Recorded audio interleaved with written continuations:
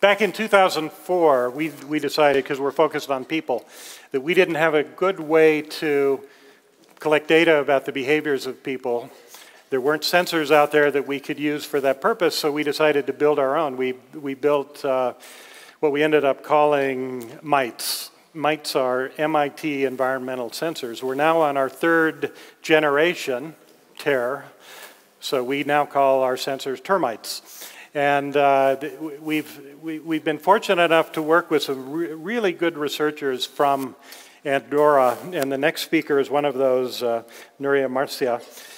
She's worked on quite a few projects in the group over the last few years, but she's going to tell us about a deployment of the termites in a school in Andorra focused on kids and learning. So Núria earned her PhD in computer science in Barcelona, and this is what she says about herself. I currently collaborate with the foundation ActuaTECH, and I enjoy crunching data and find my passion in learning and innovation. So, Núria.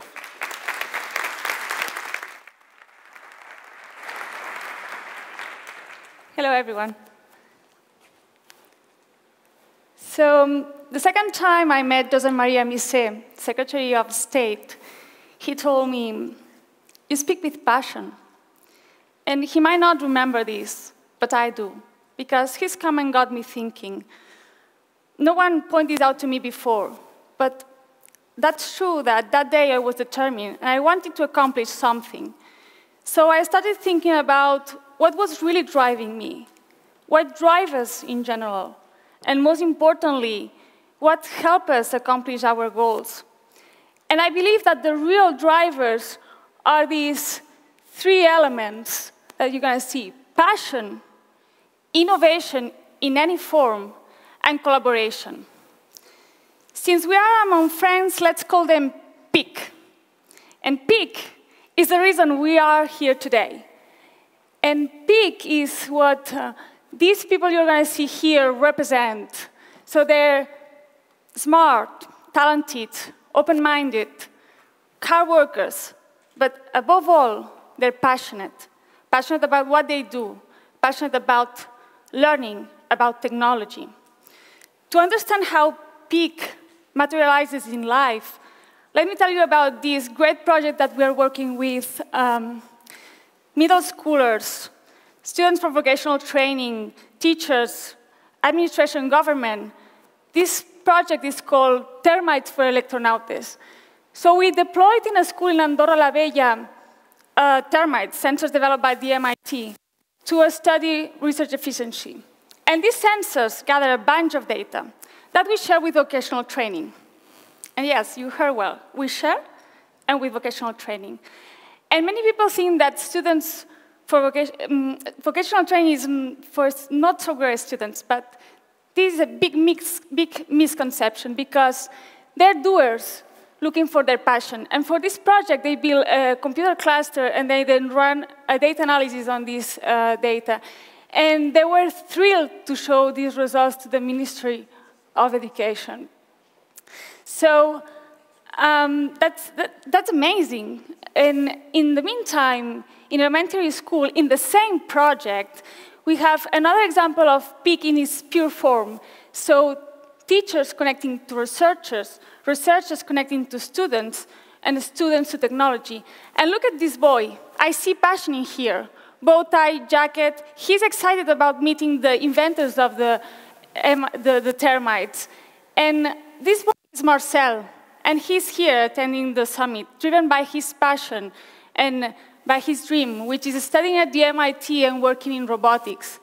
And we never expected such an engagement from the kids. The exposure to sensors got to these drawings and also these thoughts. We might not have the audio, but they're pretty insightful, right? I mean, when I was 10 years old, I didn't thought about how machines reproduce. S'haurien de fer robots mèdics que si poden ser més intel·ligents que ajudin en curar la gent. The next step for this project was allowing kids to interact with sensors. So we developed, Juanita and I, a website By the way, Juanita is a unique example of peak.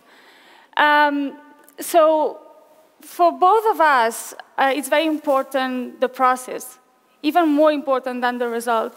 So we created the design. We tried to work on the user experience and basically find a language that connected the sensors to the kids, and so they could understand how the sensors could be related with their emotions. So basically we end up with this website where they can check on fun facts, for instance, on SDGs from the UN, or survey their emotions, even check real-time the values of the sensors, and finally try to understand what variables influences their mood or their feelings. And I would say that these kind of projects help kids to understand how technology works and provide them with tools to develop their critical thinking. Data mining for young minds is another great big project, I would say. And this fall, in a school in Canillo, we are going to try to show kids and help them discover how to extract knowledge based on data, but using elements they're familiar with, such as smartphones, basic math, and coloring. And I would say that the main idea of this huge this project is that kids walk around the city, take as many pictures as they like, and label them with their feelings. They can be fear, joy, sadness, and then we'll teach them how to visualize the feelings and the density of the feelings in the city they live in.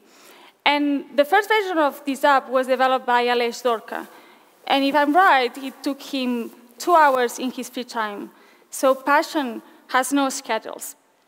So back to these maps, the perception maps, they are great tools, powerful tools to connect also kids to the administration.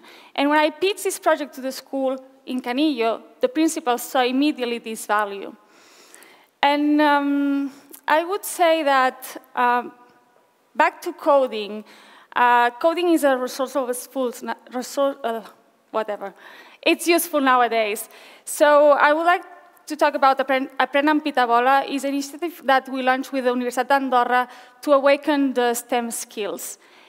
And these are a few examples, but our mission is to inspire our young future and empower them with peak, passion, innovation, and collaboration.